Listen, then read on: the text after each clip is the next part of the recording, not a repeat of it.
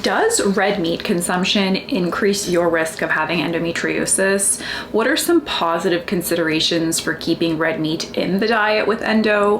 What are some negative considerations? Welcome back to the Endo and Fertility Space channel. In today's video, we are addressing all of these questions and more. So if you've gone back and forth about whether to keep red meat in your diet as somebody with endometriosis and you're looking for some science-backed answers, you're in the right place. If you haven't already, please like this video, share it with a friend, and subscribe for the best endo and fertility content here on YouTube. Just so we have our terms defined, red meat is unprocessed mammalian muscle meat. Examples of red meat include beef, lamb, mutton, pork, veal, venison, and goat. It's also referred to as red meat because it's red when raw. So let's jump right into the content of the video. Does red meat consumption increase your risk of having endometriosis? Several studies have investigated this connection. A prospective cohort study from the Nurses Health Study 2 found that women consuming more than 2 servings of red meat per day had a 56% higher risk of developing endometriosis compared to those consuming 1 or fewer servings per week. Interestingly, the association was highest for non-processed forms of red meat, and it was particularly strong in women with endo who had not reported infertility. This same study showed that poultry, fish, shellfish, and egg intake were unrelated to endometriosis risk. Similarly, a meta-analysis showed that higher consumption of red meat, trans fats, and saturated fats were also associated with an increased risk of endometriosis. A couple things to note about these studies. The first, the Nurses Health Study, was effectively comparing red meat eaters against non-red meat eaters because we were comparing 2 or more servings per day against less than 1 serving per week. So that's very, very, very minimal red meat consumption. Although modest consumptions of red meat, so somewhere between 2 and 4 servings per week, still showed a modest increase in endometriosis risk. The second consideration regarding this study, which we can't overlook, is that the women who consumed the highest amount of red meat also happened to be overweight or obese and have a greater overall caloric intake. This begs the question about whether the higher red meat intake contributed to the excess caloric intake and or BMI or body composition. These findings also contradict other studies that show a low BMI as a risk factor for developing endometriosis and a predictive factor for severe endometriosis. I personally find these research results fascinating.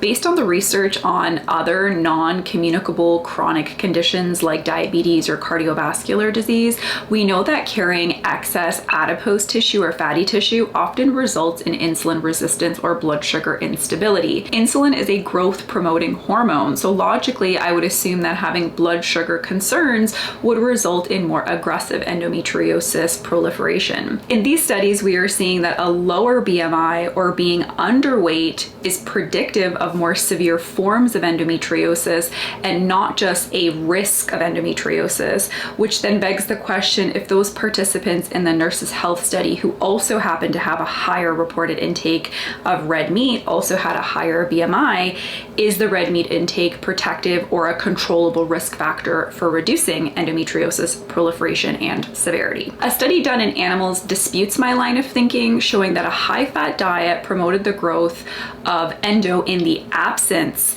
of weight gain, insulin resistance, or ovarian dysfunction, but was encouraged rather by systemic inflammation and oxidative stress. Oxidative stress is an imbalance of pro-inflammatory chemicals to anti-inflammatory antioxidants. So in the end, metabolic dysfunction was more relevant for endo progression than weight gain or higher BMI. The exact mechanisms as to why higher red meat intake is associated with endometriosis risk, these mechanisms aren't fully understood, but it's hypothesized that red meat may influence estrogen levels, especially in hormone-sensitive individuals, and promote inflammation, both of which can play a role in the development and progression of endo. I spoke about the bioactivity of hormones from animal foods on the human body in a previous video. So if you'd like to listen back to that, I'll link it in the show notes below. Additionally, some studies talk about the iron concentration in red meat potentially having a role to play, since iron oxidizes quickly and can contribute to DNA damage and inflammation. There's also quite a bit of research showing heme iron from animal sources specifically being tied to colorectal, esophagus, and stomach cancers, but these results don't easily translate to supporting the spread of endometriosis lesions. This same review showed that B12, B1, and zinc concentrations had less to do with endo risk, while animal fat and palmitic acid, which is a type of saturated fat in animal proteins, strengthened the findings that high red meat intake increased endometriosis risk. So in light of these results, is it worth strictly eliminating red meat from your diet as somebody with endometriosis? Some potential downsides to strictly avoiding red meat include the potential for nutrient deficiencies, inclusive of macronutrient deficiencies, specifically protein. Red meat is a rich source of essential nutrients like iron, B12, and zinc. Eliminating it without proper substitutions can lead to deficiencies, potentially causing fatigue, weakened immunity, sluggish thyroid function, poor estrogen elimination, and inflammation. Additionally, I would add that many endometriosis sufferers struggle with nutrient absorption and digestive issues. Because red meat and other animal sources of protein do not contain fermentable sugars, these foods are generally better tolerated and don't trigger bloating or other digestive symptoms. Animal sources of protein are also more bioavailable compared to plant sources, meaning that the body absorbs nutrition from these sources better. For anyone who relies on red meat as a primary protein source, removing it might reduce overall protein intake, which is vital for tissue repair, enzyme production, hormone production, and many other very important functions in the body. Some alternative sources of protein include poultry, eggs, seafood, and shellfish, organic tofu, tempeh, edamame, legumes, and dairy products if they are well tolerated. You will also get protein from nuts and seeds, but high amounts are required to get the 20 plus grams per serving that most of us want to be aiming for in a meal. So to conclude this section of the video, I would say it's absolutely possible to eat a nutrient-dense and complete diet without relying on red meat for nutrition, especially if avoiding red meat helps you feel better. One scenario in which I would consider including 1 to 2 servings of red meat per week is in those individuals who are struggling with severe digestive symptoms. It's not a dietary change that is required long-term, but leaning into these bioavailable sources of nutrition can help keep your body well nourished while you move towards healing your gut and restoring digestive function. You also don't necessarily need to prioritize the red meat sources. Poultry, seafood, and eggs are excellent sources if this sounds like you and you'd prefer to steer clear of red meat. What are some positives or highlights of keeping red meat intake limited or fully out of the diet as somebody with endometriosis? As we've already established, moderate to high red meat intake is associated with more oxidative stress and inflammation. Therefore, leaning into lean sources of animal proteins like poultry, turkey, shellfish, seafood, or eggs can help keep inflammation low in your body with endo. That being said, picture keeping inflammation low in the body as a delicate balancing act. There are several other ways to do this effectively, including increasing sources of omega-3s in the diet, like oily fish. You can also get the plant varieties of omega-3s in sources like flax seeds and walnuts. You can also strategically opt to cook your animal proteins, lean sources included, using high moisture, low heat cooking methods like poaching, stewing, or slow cooking. Studies show that using high moisture, low heat cooking methods, shorter cooking times, and using acidic solutions help to significantly reduce the formation of inflammation generating AGEs, which stands for advanced glycation end products. These are unstable, inflammatory, and DNA damaging free radicals, basically unstable molecules that can cause a lot of DNA damage and inflammation in the body. Another way to reduce the overall inflammatory load of your diet is to pick colorful antioxidant rich plant foods often. Pairing a serving of red meat with a colorful plate of plants helps to increase the inflammation fighting capacity of the meal and reduce the inflammation generating potential of the saturated fats in the red meat. If you're extra strategic about the types of veggies or plant foods that you're pairing with that serving of red meat, for example, picking vitamin C rich options like bell peppers or broccoli, you can actually enhance the absorption of iron found in that serving of red meat. Avoid takeout meals, which inevitably will be made using high omega-6 oils. Lastly, if you are a hormone sensitive individual, it's definitely worth considering reducing or fully eliminating high fat animal products and or red meat from the diet.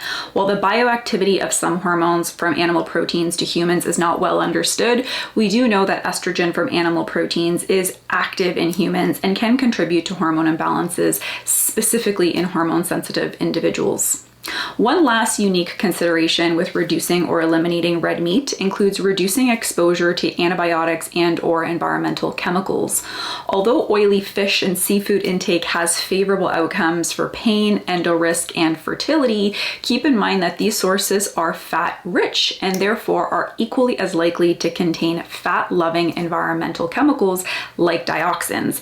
And unfortunately, dioxins are one of those fat-loving environmental chemicals we actually have data on to show that it is linked to endometriosis development and progression. Now, what about the quality of the meat? Does this make any difference in terms of its effects on endo risk or inflammation in the body? One more way you may have a little bit more control over the nutrient composition of your diet and or the amount of inflammation generated by these red meat sources is to pick grass-fed, grass-finished red meat sources or game meats.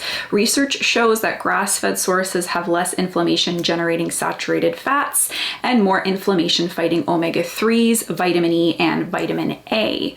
The cholesterol elevating and inflammation generating palmitic acid, which we've already discussed, is significantly lower in grass-fed or game meat sources, as is fat content in general. Glutathione concentrations in grass-fed or game meats is also significantly higher, and glutathione is your master inflammation fighter and a necessary antioxidant for keeping inflammation levels low in the body. What about fertility and red meat? Is there any connection here?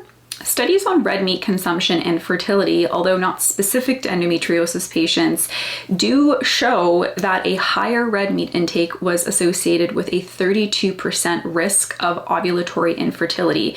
Higher red meat intake prior to IVF had negative consequences on embryo development and likelihood of a successful pregnancy. If you're considering reducing or eliminating red meat from your diet as somebody with endo, it's essential to replace it with other nutrient-dense foods.